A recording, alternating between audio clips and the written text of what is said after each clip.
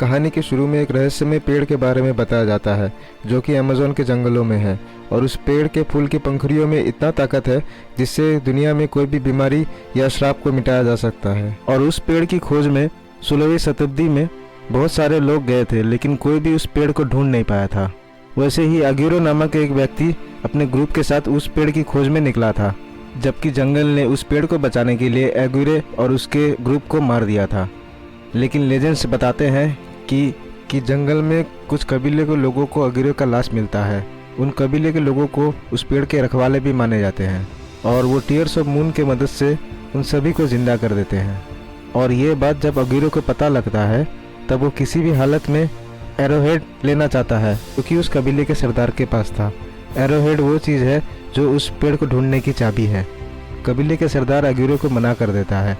फिर अग्यूरो को इतना गुस्सा आता है कि वो कबीले के सभी लोगों को मार के वो एरोहेड चुरा लेता है और जंगल से भागने की कोशिश करता है। अग्यूरो और उसके ग्रुप द्वारा वो एरोहेड चुराने के कारण कबीले के सरदार अग्यूरो और उसके ग्रुप को श्राप देता है और श्राप में ये कहता है कि वो लोग जंगल की नदी को कभी पार नहीं कर पाएंगे और ज़िंदगी भर जंगल में ही बंदी बन के रह जाएंगे। वो ना कभी जी पाएंगे ना कभी मर पाएंगे। उसके बाद सीन 1619 लंदन में शिफ्ट होता है, जहाँ पर हम लिली और उसके भाई मैक को देखते हैं। वो दोनों टीयर्स ऑफ मून पर रिसर्च कर रहे हैं।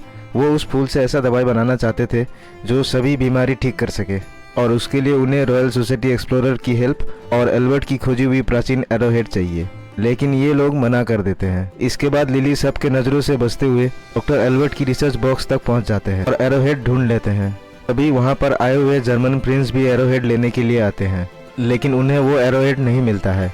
तभी जर्मन प्रिंस का नज़र लिली पर जाता है और फिर प्रिंस के लोग लिली को पकड़ने के लिए पीछे पड़ जाते हैं। फिर भागते हुए लिली खिड़की से बाहर सीढ़ियों से लटक जाते हैं। तब प्रिंस लिली से एरोहेड मांगते हैं और बदले में लिली की हेल्प करने की ऑफर देते हैं। तभी लिली प्रिंस को एरोहेड की बॉक्स दे देती है और उसी वक्त मैक नीचे एक बस रोक देता है और लिली बस में कूदकर दोनों वहां से भाग जाते हैं। लेकिन प्रिंस को उस बक्से में एरोहेड की जगह एक खिलौना मिलता है। उसके बाद प्रिंस गुस्से में आकर मैक और लिली को खोजने में लग जाते हैं और वही मैक और लिली टीयर्स ऑफ मून की खोज में निकल जाते हैं।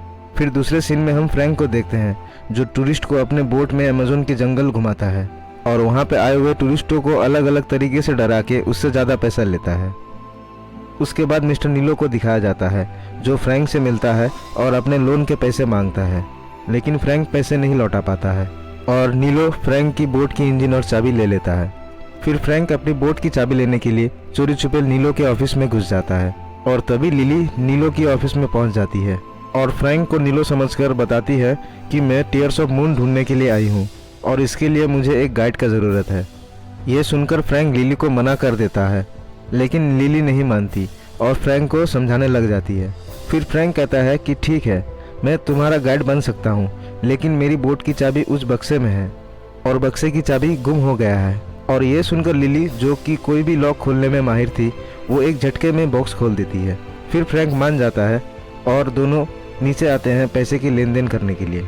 तभी वहाँ पर लिली का भाई नीलो को लेके आ जाते हैं और लिली को पता लग जाता है कि फ्रैंक नीलो नहीं है और लिली फ्रैंक के ऊपर गुस्सा करने लगती है। तभी फ्रैंक को लिली के पास वो एरोहेड दिखता है और फ्रैंक लिली को उसके बोट में जाने के लिए मनाता है, लेकिन लिली फ्रैंक के ऊपर बिलीव नहीं करती। तभी वहाँ पर अचानक एक जगुआर आ जाता है जिसे देखकर सभी लोगों की हालत ख़राब हो जाती है और नीलो वहाँ से भाग जाता है, लेकिन फ्रैंक उसके साथ फाइट करके उसे भगा देता है। और फ्रैंक की ये बहादुरी देखकर लिली इम्प्रेस होती है और फ्रैंक की बोट पर जाने के लिए राज़ी हो जाती है। फिर जब फ्रैंक अपने बोट में इंजन को सेट करने लगता है, वहाँ हमें पता लगता है कि जिस जगुआर ने फ्रैंक पर अटैक किया था वो फ्रैंक का फ्रेंड प्रॉक्सिमा था और फ्रैंक लिली को इम्प्रेस करने के लिए ये नकली लड़ाई की थी। उसके बाद कुछ देर में लिली और मैक वहाँ पे आ जाते हैं और वहाँ मैक अपने साथ बहुत सारे सामान लाया था और फ्रैंक सारे एक्स्ट्रा लगेज को फेंकने लगता है। इससे उन दोनों के बीच बहस होने लगता है। तभी लिली को कुछ लोग दिखा देता है जो पिंजरे में काफ़ी सारे बर्ड्स को लेके जा रहे थे। इसे देखकर लिली उन बर्ड्स को बचाने के लिए जाती है। तभी कुछ लोग लिली को कैद कर लेता है। तभी नीलो के लोग फ्रैंक के पीछे पड़ जाते हैं क्योंकि फ्रैंक ने नीलो से इंजन और चाबी चुराया था। इसके बाद फ्रैंक अपने बोट को लेकर भाग जाता है, लेकिन फ्रैंक को लिली बोट में दिखाई नहीं देती। तभी फ्रैंक लिली को ढूंढने के लिए जाता है और वहीं लिली खुद को आज़ाद कर लेती है और उन लोगों से फाइट करने लगती है। तभी वहाँ पे फ्रैंक भी पहुँच जाते हैं और लिली को बचाकर दोनों वापस बोट पे आ जाते हैं। तभी अचानक से वहाँ प्रिंस अपने सबमरीन लेके पहुँच जाता है और फ्रैंक के बोट पे फायरिंग करने लगता है और मिसाइल छोड़ देता है। लेकिन फ्रैंक अपने बोट की दिशा बदल लेता है और वहाँ से बच के निकल जाता है। उसके बाद फ्रैंक अपने बोट लेकर सफ़र पे निकल जाते हैं। कुछ दूर जाकर नदी में 2 रास्ते आ जाते हैं। फिर लिली अपना मैप निकाल लेती है और फ्रैंक को रास्ता बताने लगती है, लेकिन फ्रैंक कहते हैं उसे दूसरे रास्ते से जाना चाहिए क्योंकि लिली के बताए हुए रास्ते में काफ़ी खतरा है, क्योंकि मैं इस जंगल और नदी के बारे में जानता हूँ। लेकिन लिली फ्रैंक की एक नहीं सुनती और फ्रैंक बोट को उसी दिशा में मोड़ लेता है। और दूसरी तरफ प्रिंस टीयर्स ऑफ मून को ढूंढने के लिए अगुरे का हेल्प लेने की सोचता है।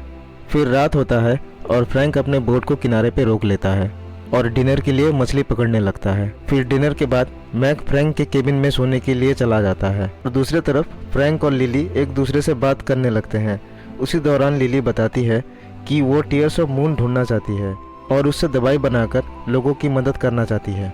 और तभी मैक भागते हुए ऊपर आता है क्योंकि प्रॉक्सिमा उसकी पीछा कर रही थी। तभी लिली को पता चलता है कि जिस जगुआर से फ्रैंक ने लड़ा था वो फ्रैंक की पेट है, इसीलिए वो फ्रैंक से नाराज़ हो जाती है कि फ्रैंक ने फिर से भरोसा तोड़ा था। और दूसरी तरफ प्रिंस को अगुरे की शरीर मिल जाता है और प्रिंस उस बॉडी पे नदी का पानी डाल के जिंदा कर देता है। पानी डालते ही बॉडी से सांप निकलने लगते हैं। फिर प्रिंस अगुरी से सौदा करता है कि अगर वो उसे एरोहेड लाकर देता है तो वो उसे इस श्राप से आज़ाद कर सकता है। ये सुनकर अगुरे मान जाते हैं। इसके बाद प्रिंस बहुत सारे बम लगाकर नदी का रास्ता मोड़ देता है और नदी का पानी अगुरे और उसके साथी के शरीर में आकर गिरता है और वो जिंदा हो जाते हैं। और दूसरी तरफ फ्रैंक और लिली अपने बोट लेकर काफ़ी दूर सफ़र तय कर लेते हैं। फिर अचानक से बोट एक खतरनाक मोड़ ले लेता है और फ्रैंक बहुत कोशिश करते हैं अपने बोट को संभालने के लिए। फिर अचानक आगे एक बड़ा वाटरफॉल आ जाता है। तभी फ्रैंक बहुत कोशिश करके अपने बोट को घुमा लेता है और सभी बच जाते हैं। इसके बाद फ्रैंक और मैक लकड़ी लेने के लिए जंगल में जाता है। वहाँ फ्रैंक मैक को बताते हैं कि मैं लिली से बहुत परेशान हूँ। तभी मैक फ्रैंक को बताते हैं कि जब मेरे फैमिली और फ्रेंड किसी ने भी मेरा साथ नहीं दिया था, तब सिर्फ लिली ही थी जिसने मेरा साथ दिया था। धीरे धीरे तुम भी उसे पसंद करने लगोगे। और वहाँ लिली फ्रैंक की केबिन में जाती है और वहाँ चेक करने लगती है और वहाँ लिली को एक डायरी मिलता है और उस डायरी में टीयर्स ऑफ मून के बारे में बहुत कुछ लिखा रहता है और डायग्राम भी बना हुआ था। और तभी लिली समझ जाती है कि फ्रैंक को इसके बारे में पता है। फिर तभी फ्रैंक वहाँ आ जाते हैं और लिली को बताते हैं कि मैं भी बहुत साल पहले टीयर्स ऑफ मून ढूंढने की कोशिश किया था, लेकिन उसे कभी नहीं मिला। तभी लिली उसे अपने गले में लटके हुए एरोहेड दिखाती है और कहती है कि तब तुम्हारे पास ये एरोहेड नहीं था, इसीलिए तुम्हें नहीं मिला। तभी अचानक जंगल से हेडहंटर के लोग आ जाते हैं और डांट मारकर सबको बेहोश कर देते हैं और सबको अपने कबीले में लेके जाते हैं। फिर वहाँ पे कबीले का सरदार आता है और फ्रैंक सरदार से कहता है कि तुम मुझे और सारा सामान रख लो और इन दोनों को छोड़ दो। लेकिन कबीले का हेड नहीं मानता और उसे एरोहेड देने के लिए कहता है। ये सुनकर लिली मना कर देती है और उन लोगों को बातों में उलझाकर खुद को आज़ाद कर लेती है और उनसे भाला लेकर फाइट करने जाती है। लेकिन वो लोग लिली से फाइट नहीं करते और लिली को पता चल जाता है कि वो कबीले के लोग अच्छे हैं और उन्हें फ्रैंक ने कहा था लिली और उसके भाई को डराकर एरोहेड लेने के लिए। यहाँ फिर से फ्रैंक का झूठ पकड़ा जाता है। फिर कबीले का सरदार लिली से एरोहेड लेता है और उस पर जो लिखा होता है वो रीड करके लिली को बताती है कि टीयर्स ऑफ मून पाने के लिए उन्हें काबिल बनना होगा और हार्ट को जोड़ना होगा और केवल ब्लड मून के रात में ही उस पेड़ पर फूल आता है जो 2 दिन बाद आएगा। उसके बाद लिली मैप देखती है और उसे टीयर्स ऑफ मून कहाँ मिलेगा पता चल जाता है, जो कि 2 दिन की दूरी पर है। और अब लिली डिसाइड करती है कि वो बोट में अकेले ही जाएगी क्योंकि लिली अपने भाई को खतरे में नहीं डालना चाहता था और अब वो फ्रैंक को ट्रस्ट नहीं करती। फिर तीनों रात में वहीं पे रहने का डिसाइड करते हैं। फिर अचानक वहाँ पे अगुरे और उनके ग्रुप आ जाते हैं और एरोहेड लेने के लिए उन पर अटैक करने लगते हैं। फ्रैंक उन लोगों को देखकर हैरान हो जाता है, जैसे कि वो उन लोगों को पहचानता हो। फिर वो लोग उनसे फाइट करने लगता है और अगुरे लिली से एरोहेड ले लेता है। और जैसे ही अगुरे एरोहेड लेकर भागने लगता है, फ्रैंक अगुरे का पीछा करता है और एरोहेड ले लेता है। तभी अगुरे अपना तलवार लेकर फ्रैंक के शरीर के आर पार कर देता है और फ्रैंक को नीचे गिरा देता है। फ्रैंक जब नीचे गिर रहे होते हैं तब फ्रैंक एरोहेड लिली के तरफ फेंक देता है और खुद काफ़ी नीचे गिर जाता है।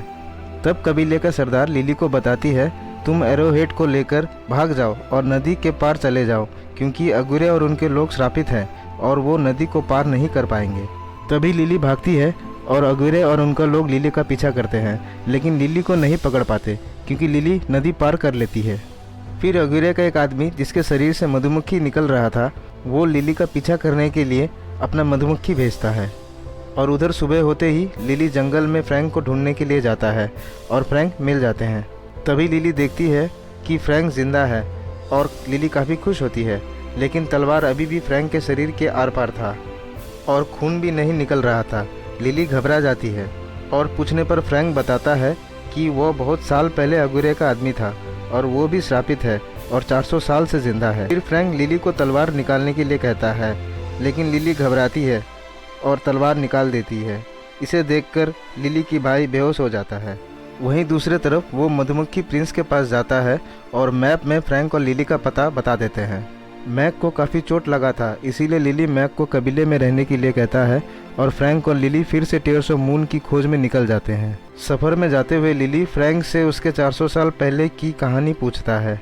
फिर फ्रैंक लिली को अपना कहानी बताते हैं और वहाँ हमें पता चलता है कि फ्रैंक और अगुरे सौतेले भाई थे और अगुरे की बेटी की तबीयत काफ़ी ख़राब था और अगुरे अपने बेटी से बहुत प्यार करता था और वो अपने बेटी को बचाना चाहता था। उसके बाद अगुरे और फ्रैंक अपने लोगों के साथ टेयर्स ऑफ मून को खोजने के लिए निकल जाते हैं, क्योंकि अगुरे को पता था कि टेयर्स ऑफ मून किसी भी बीमारी को ठीक कर सकता है। और हमने उस पेड़ को काफ़ी समय तक बहुत खोजा, लेकिन हमें वो नहीं मिला। लेकिन हम लोग हार नहीं माने और उस पेड़ को खोजते रहे। धीरे धीरे करके समय गुजरता गया और जंगल हमें एक एक करके मारता गया। फिर जब गांव वाले को हमारा लाश मिला, तब गांव के सरदार और उसकी बेटी टेयर्स ऑफ मून के पावर से हमें जिंदा कर दिया। लेकिन अगुरे अपने बेटी के लिए उस पेड़ तक पहुंचना चाहता था और वो सरदार से वो एरोहेड मांग लेता है, लेकिन सरदार मना कर देता है। तब अगुरे को बहुत गुस्सा आता है और वो अपने लोगों के साथ गांव वाले और उनके सरदार पर अटैक कर देता है और वो एरोहेड चुरा लेता है और गांव में आग लगा देता है। लेकिन मुझे ये पसंद नहीं आया और मैंने गांव वाले को बचाने का बहुत कोशिश किया, लेकिन गांव के सरदार मरने से पहले हमें श्राप देता है। उसी वजह से ना हम कभी नदी को पार कर पाएंगे और ना कभी मर पाएंगे। अगुरे मुझे धोखेबाज समझता था, इसीलिए हम काफ़ी सालों से एक दूसरे के साथ लड़ते रहे, लेकिन श्राप के कारण हम लोग कभी मरते नहीं थे। इसीलिए मैंने चालाकी से अगुरे और उनके साथियों को एक गड्ढे में कैद कर दिया जहां नदी का पानी नहीं पहुंच सकता, और जंगल ने उन लोगों को पकड़ लिया और 400 सालों से वो लोग वहीं पे कैद हैं। और इसके बाद मैंने नदी के सामने एक गांव बसाया और वहीं पे रहने लगा। लेकिन अब अगुरे और उनके लोगों को किसी ने आज़ाद कर दिया है और वो अब मॉन्स्टर में बदल गए हैं। अब दूसरी तरफ मैक और सैम नाव में टहलने के लिए निकला था और तभी वहाँ पे प्रिंस आ जाते हैं और उन दोनों को किडनैप कर लेते हैं, क्योंकि प्रिंस उन दोनों के मदद से फ्रैंक और लिली से एरोहेड लेना चाहता था। इसके बाद लिली फ्रैंक से उसकी कहानी सुनने के बाद फ्रैंक को बिलीव करने लगते हैं और दोनों एक दूसरे को पसंद करने लगते हैं। लिली फ्रैंक से पूछती है कि टेयर्स ऑफ मून मिलने के बाद तुम क्या करना चाहते हो। फ्रैंक बताते हैं कि मैं इस श्राप से आज़ाद होना चाहता हूँ, क्योंकि मैं इतने सालों से ज़िंदा रहकर इस दुनिया से बोर हो चुका हूँ और मैं इस कर्ज से आज़ाद होकर मरना चाहता हूँ। लेकिन लिली फ्रैंक को ऐसा करने से मना करती है। और दूसरी तरफ मैक प्रिंस को फ्रैंक और लिली का पता बता देते हैं और प्रिंस उन मधुमक्खियों को मार देता है, क्योंकि वो अगुरे को इसके बारे में नहीं बताना चाहता था। उसके बाद फ्रैंक और लिली पेड़ की लोकेशन में पहुंच जाते हैं। फिर फ्रैंक चेक करने के लिए नदी के अंदर जाता है और वहां फ्रैंक को एक चेंबर के अंदर एक लीवर दिखता है, लेकिन चेंबर में जाने का जगह कम था। इसीलिए वो लिली के पास आता है और उसके बारे में बताता है, क्योंकि लिली उस चेंबर के अंदर आसानी से जा सकती थी। लेकिन लिली को तैरना नहीं आता था और वो फ्रैंक को मना कर देता है। फ्रैंक के काफ़ी समझाने के बाद लिली मान जाती है। इसके बाद फ्रैंक और लिली पानी के अंदर जाते हैं और लिली उस चेंबर के अंदर जाती है। और जब लिली उस लीवर को खींचती है, तब बहुत सारे मछलियाँ आकर फ्रैंक पर अटैक कर देता है। तभी लिली बहुत कोशिश करके उस लीवर को खींच देती है और लिली को पानी के अंदर ऑक्सीजन ना मिलने के कारण लिली बेहोश हो जाती है और लीवर खींचने के कारण वहाँ का सारा पानी गायब हो जाता है। फिर वो दोनों बच जाते हैं। तभी प्रिंस अपने सबमरीन में मैक को लेकर आ जाता है और प्रिंस अपने आदमियों के साथ मिलकर लिली और मैक को पकड़ लेता है। फिर लिली से वो एरोहेड मांगता है और लिली अपने भाई को बचाने के लिए प्रिंस को एरोहेड दे देती है। इसके बाद सभी उस पेड़ के पास पहुंचता है, लेकिन वो पेड़ पूरी तरीके से डेड था, यानी कि मरा हुआ था। फिर प्रिंस लिली को उस पेड़ को जिंदा करने के लिए कहता है।